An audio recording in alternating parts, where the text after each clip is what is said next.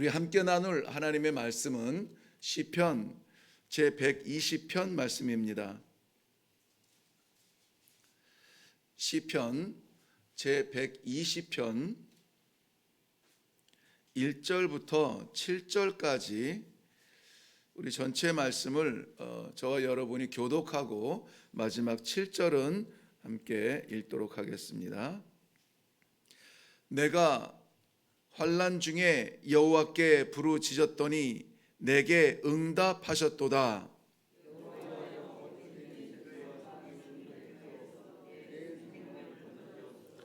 너 속이는 혀여, 무엇을 내게 주며 무엇을 내게 더할꼬?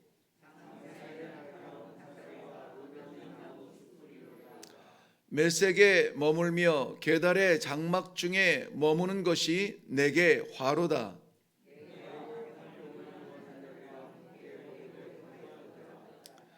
나는 화평을 원할지라도 내가 말할 때에 그들은 싸우려 하는도다. 아멘, 아멘. 나는 화평을 말할지라도 그들은 싸우려 하는도다. 여기에서 이 시를 기록한 작자와 또 함께 마주하고 있는 사람들이 있음을 알게 됩니다. 혼자 살아가지 않습니다. 이 시인도 여호와 앞에서 그저 세상 아무것도 바라보지 아니하고 세상 누구도 없이 그저 평안과 사랑의 음성을 나누고 교제 가운데 살기를 원하지만은 그러나 그가 함께 살아가는 사람들이 있습니다. 살아가는 사람들이 있는데 그들이 누구냐면은 오늘 본문 말씀에 함께 나눌 내용들인데요. 결코 지금 이 기도하고 하나님 앞에 화평을 구하는 그 사람의 마음 같지는 않다는 것입니다.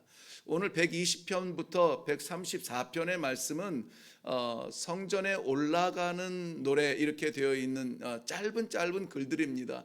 그럼에도 불구하고 이 짧지만 그 안에 우리 하나님의 사람들이 하나님 앞에 나아갈 때의 심령들, 심정들, 심지어는 그 삶들이 어떠한가에 대해서 적나라하게 보여주고 솔직한 심정들을 다 내어놓는 그러한 고백들이 많이 있습니다. 아니 그러한 고백들로 채워져 있습니다. 그렇기 때문에 짧은 각 장마다 각 시마다 짧은 본문이지만은 어쩌면은 우리의 삶을 그대로 드러내는 그러한 말씀이 될 수가 있습니다.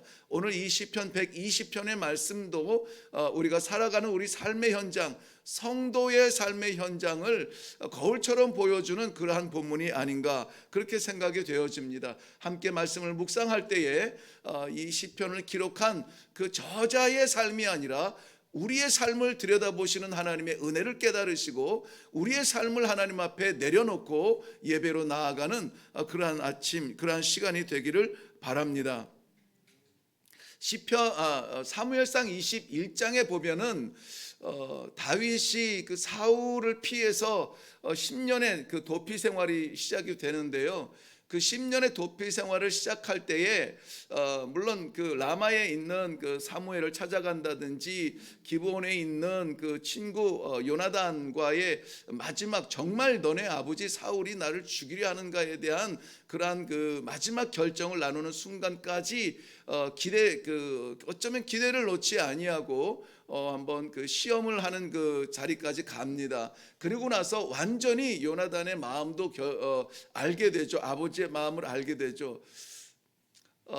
아버지 사울이 다윗을 죽이려 한다고 하는 그 그 확증을 가지고 다윗에게 이제 피할 길을 열어줍니다.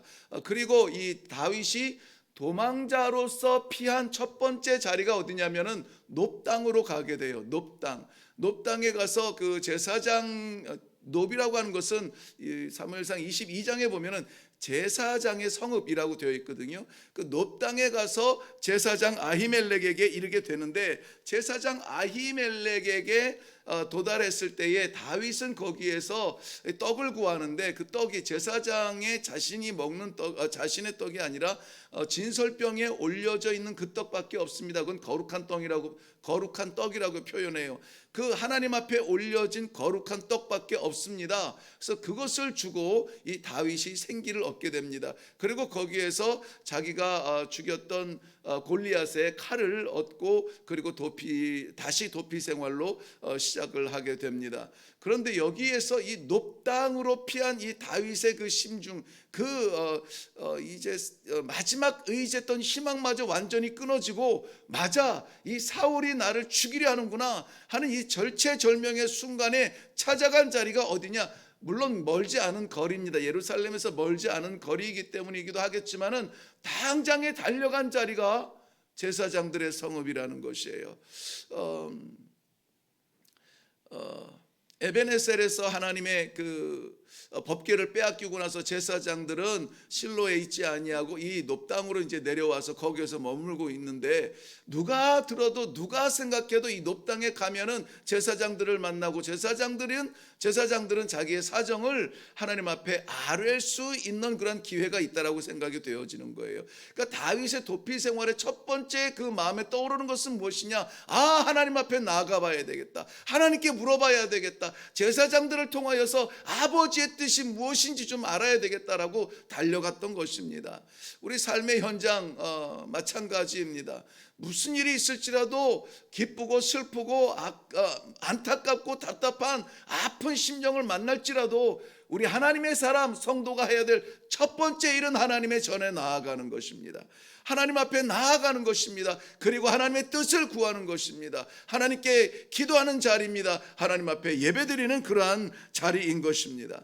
이 다윗이 이 높당에 가서 제사장이 진설병에 있는 떡을 내어서 배를 채우고 칼을 주어서 마음에 어떤 위로를 받고 그리고 떠나게 됩니다.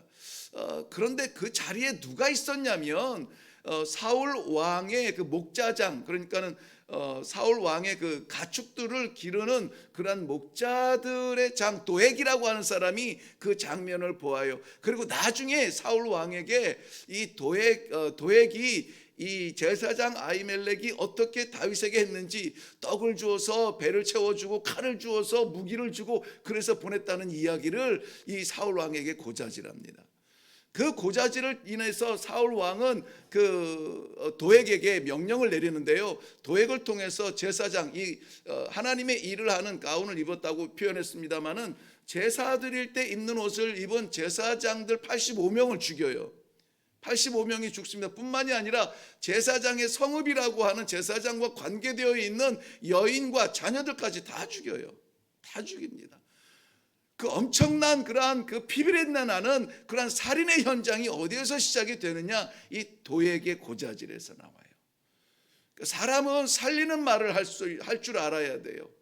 무너뜨리고 찌르고 죽이려고 하는 그러한 고자질이 아니라 사람을 살리는 말을 해야 되는데, 다윗이 오늘 그 도액의 그 고자질했던 그 한마디 때문에 죽어야 했던 85명의 제사장들 안타까워하면서 오늘 이 시를 기록하고 있는 것입니다.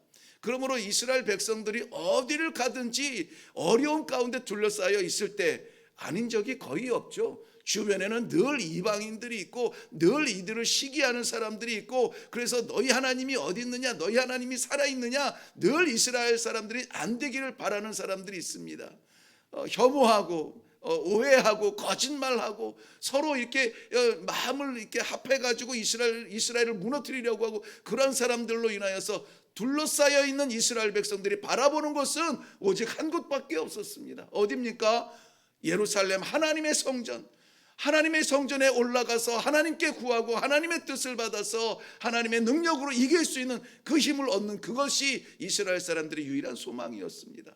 그러므로 이스라엘 백성들은 성전에 올라갈 때마다 주변에 있는 모든 어려움, 그러한 그 괴로움, 이런 것들을 내려놓고 주님만 바라봅니다라고 하는 그 심정으로 하나님의 성전에 올라가는 거예요. 그래서 이스라엘 백성들이 하나님의 성전에 올라갈 때에 이러한 말씀을 노래했다, 이러한 시를 고백했다라고 하는 것은 우리가 익히 좀 마음에 새길 수 있을 줄로 압니다. 다윗이 이러한 도액의 혀를 오늘 본문 말씀에서는 이렇게 표현했습니다. 3절 말씀 보면은 너 속이는 혀여, 2절 말씀에도 거짓된 입술이여 속이는 혀로다라고 말하고 있습니다. 거짓된 입술과 속이는 혀를 기억하고 있는데 그게 도액의 고자질이었습니다. 이러한 혀는 어떠한 혀냐면은 뒤에 내려가면 4절 말씀에 보면 그러한 혀가 움직일 때마다 장사의 날카로운 화살과 로뎀나무의 숯불이로다, 그렇게 얘기해. 로뎀나무는 우리가 그 열왕기상 19장 이후에 보면은 엘리야가 이세벨 여왕의 이세벨의 그 살기를 피해서 광야로 도망갔을 때에 그 태양빛에 숨었던 피했던 잠시의 그늘을 주었던 그 로뎀나무, 그래서 어떤 위로의 상징으로 쓰이는데요. 오늘 여기서 쓰이는 것은 광야에 있는 로뎀나무는 마를 때는 완전히 바싹 마르게 됩니다. 그래서 저희들도 아프리카에서 그런 나무들을 들에 나가서 이 땔감으로 구해오는 것이 아이들과 그 여인들의 일이거든요. 일과 중에 중요한 일이 그런 나무를 찾는 겁니다. 어떤 나무는 비슷한 나무인데 불을 붙이면 금방 타서 없어져 버려요. 그런 것 가지고는 음식을 못 하거든요. 오랫동안 타고 끈질기게 이렇게 태우는 그러한 나무들이 있는데 그것을 잘 구한 날은 아주 그 여인들과 아이들이 아주 횡재한 것처럼 기뻐서 돌아옵니다. 잘 타는 나무, 그 아주 그냥 태우는 습성이 있는 나무. 그게 이제 로뎀나무입니다. 로뎀나무 특별히 그 뿌리가 되는데 오늘 여기서 말하는 이 로뎀나무는 그러기 때문에 태우는 데에 무너뜨리고 죽이고 하는 데에 아주 뜨거운 불처럼 심령을 태우는 그러한 나무로 표현이 되고 있습니다. 장사의 날카로운 화살이라고 말합니다. 말은 다 할 수가 있습니다. 우리가 입이 있기 때문에 입이 있어서 말은 다 할 수 있어요. 그런데 기왕이면 살리는 말을 해야 돼요. 성도는 기왕이면 살리는 말을 해야 됩니다. 부드럽게 말해야 되고 덮어주는 말을 해야 되고 도와주는 말을 해야 되고 찬양하는 말을 해야 되고, 우리 새벽 예배에서는 우리가 익히 들었습니다마는 우리가 하루 동안 하는 대화들과 그러한 말들을 모아서 찬송가 가사로 써야만 되는 것이 성도의 말이에요. 그런데 어떻습니까? 우리의 말의 생활, 이 말하는 우리의 생활이 정말 찬송가 가사에도 어울릴 만한 그런 말들을 합니까? 아니면은 오늘 장사의 수중에 있는 화살처럼 쏘고 죽이고 찌르고 상처내는 그런 말들이 있습니까? 혹여라도 우리의 말의 습관 가운데 그런 게 있거든. 오늘 우리는 그것을 고쳐야 됩니다. 그런 말은 이 속이는 혀요, 죽이는 혀요, 이 도액의 혀라고 말했습니다. 도액의 혀가 되어서 제사장 85명 죽였을 때 우리는 눈을 동그랗게 떴습니다. 제사장이 85명이나 죽었대. 죽이는 혀가 되지 마시기 바랍니다. 여호와의 성전에 올라갈 때에 아무쪼록 우리의 입술이 오늘 찬송처럼, 오늘 드려지는 기도처럼 거룩하게 하여 주옵소서. 성도의 입술로 변화시켜 주시옵소서. 그러한 다짐을 하고 그러한 노래로 성전에 올라올 수 있기를 바랍니다. 우리의 습관들과 우리의 삶의 어려움은 우리를 거칠게 만들 수가 있습니다. 이해합니다. 알아요. 힘들면은 처음에는 그냥 참다가 아이고 힘들어 그러다가 욕도 나오게 되고 막 거칠게 반항하게도 됩니다. 이해합니다. 지금 세상의 삶이 그래요. 성도와 세상 사람들의 구별이 없을 만큼 우리가 불안합니다. 떨립니다. 눌려 있습니다. 답답합니다. 스트레스가 말도 못해요. 그럼에도 불구하고 우리가 그러한 습성들을 이길 수 있는 것이 있잖아요. 우리에게는 찬송이 있고 우리에게는 기도가 있잖아요. 바꿔야 됩니다. 바꿔야 돼요. 로뎀나무의 숯불은 심령을 태우는 숯불이라고 했습니다. 우리의 말을 사용하여서 영혼을 태우는, 여기서 태운다라고 하는 말은 좀 끔찍한 말인데 야고보서 3장 6절 말씀에 보면은 혀는 곧 불이요 불의의 세계라 그 사르는 것이 지옥에서 나느니라, 이렇게 기록이 되어져 있어요. 사르는 것이 지옥에서 나느니라.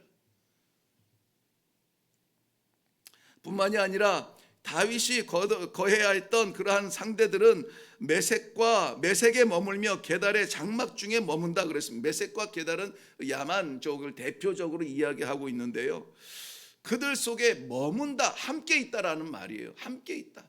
우리는 다른 종교를 비교해서 좀 죄송합니다만은 뭐 속세를 떠나서 조용한 암벽 가운데서 그냥 나 혼자의 도를 닦으면서 죄 짓지 않냐고 그것으로 인해서 구원받는 사람들이 아니에요. 또 뭐 죄 짓는 자리 안 가면 되죠. 뭐 사회생활 안 하면은 되지요. 공양미로 살면은 되죠. 뭐 생명이 연장되는 거 어렵습니까? 그런데 우리는 성도는 그러한 삶을 받는 것이 아니에요. 오히려 세상 속에 들어가서 거룩한 영향력을 끼쳐서 내게 주신 이 생명을 나누어 줘서 나 사는 것으로 만족하지 않냐고 죽어져가는 세상을 살리는 사역을 감당하기 위해서 그들 속에 머물러야 돼요. 그들 속에 들어가야 돼요. 그들과 함께 이 생명을 나눠야 돼요. 그런데 문제는 뭡니까? 고독한 삶을 사는 겁니다. 고독한 삶을. 하나님을 믿는 사람들, 하나님의 성도들, 그러한 사람들이 머무는 자리가 어디냐? 오늘 본문 그대로 보면 메섹과 게달 중에 머무는 거예요. 하나님을 알지 못하는 심령이 야만한 사람들 속에 머무는 거예요. 경제 질서를 위해서, 유익을 위하여서 의리와 인격을 다 배신하는 그들 속에서 머무는 거예요. 약육강식의 세계 속에서 살아가는 거예요. 그러니 쉽지가 않죠. 그러니 이 아침에 우리가 찬송에 힘을 실어야죠. 그러니 기도에 우리의 전심을 다해야죠. 그래서 하나님께서 주시는 힘을 얻어야 됩니다. 우리의 인격으로 살아갈 버틸 수 없는 신앙의 세계입니다. 사랑하는 성도 여러분, 도에게 혀를 가진 자들이 오늘도 도처에 널려 있습니다. 우리가 하나님을 믿는 사람들이라고 해서 우리에게 용기를 주고 응원을 하고 그럴 세상이 아닙니다. 오히려 메섹과 게달의 양육강식의 세계 질서가 우리를 둘러싸고 우리의 신앙의 색깔마저 흐리게 하는 그런 세계로 우리는 이 아침에 다시 들어가야 합니다. 어떻게 해야 할까요? 그 세계 속으로 들어가는 것이 아니라 우리는 하나님의 예배의 자리로 나아가는, 하나님의 기도의 자리로 나아가는 심령으로 일어나야 될 줄로 믿습니다. 여호와께 부르짖으시기 바랍니다. 여호와의 기도의 자리에 나아가기를 바랍니다. 예배의 자리에서 한시도 떠나지 않기를 바랍니다. 가장 먼저 달려가는 자리가 우리 하나님의 자리가 되기를 바라요. 마가복음 11장 24절 말씀을 결론으로 말씀드립니다. 그러므로 내가 너희에게 말하노니 기도하는 것은 받은 줄로 믿으라. 그리하면 너희에게 이루리라. 약속해 주셨습니다. 받은 줄로 믿으라. 하나님 앞에 기도한 것은 얻은 줄로 믿으라. 이룬 줄로 믿으라. 믿음이 좌우가 되는 거예요. 하나님 앞에 있는 믿음이 좌우하는 겁니다. 내가 하나님 앞에 살아가는 그 믿음을 확신하고 나의 기도를 들으시는 아버지, 나의 삶을 받으시는 아버지, 우주를 섭리하여서 주의 종을 붙들어 주시는 아버지, 오늘도 주님, 제가 주님 앞에 나아가기를 원합니다. 동행하여 주옵소서, 주장하여 주옵소서, 섭리하여 주옵소서. 오늘 이 기도의 제목으로 나아갈 때 하나님께서 환난 중에도 우리를 은혜 가운데 인도하여 주시는 복된 하루가 되시기를 주님의 이름으로 축원합니다. 기도하겠습니다. 살아계신 아버지, 은혜를 감사합니다. 하나님께서 세우신 백성들, 특별히 기도의 자리에 세우신 주의 종들, 기도의 용사들, 기도의 동지들, 오늘도 이 하루를 살아갈 때에 우리의 삶이 될까 두려워 주님 전에 먼저 올라왔습니다. 아버지 말씀 먼저 받기 원하였고, 우리의 입술을 아버지께 기도하기를 원하였고, 아버지의 뜻을 구하기 위하여서 올라왔습니다. 아버지 하나님, 이 자리 이후에 내려가는 저 삶의 자리가 여전히 우리 하나님께 드려지는 예배의 자리가 되게 하여 주시옵소서. 여호와께 부르짖는 모든 기도가 응답되어지는 확신을 가지고 오늘 승리 가운데, 기쁨 가운데 가슴 펴며 찬송으로 내려가는 복된 아침이 시작되게 하여 주시옵소서. 감사드리옵고 예수님의 이름으로 기도하옵나이다. 아멘. 오늘도 우리가 살아가야 되는 하루, 장사의 날카로운 화살, 로뎀나무의 숯불처럼 찌르고 쏘고 상처 주고 심령을 태우며 짓밟아 승리하는 것이 미덕인 세상 속에서 우리가 하나님의 성도로 살아가야 합니다. 어떻게 하겠습니까?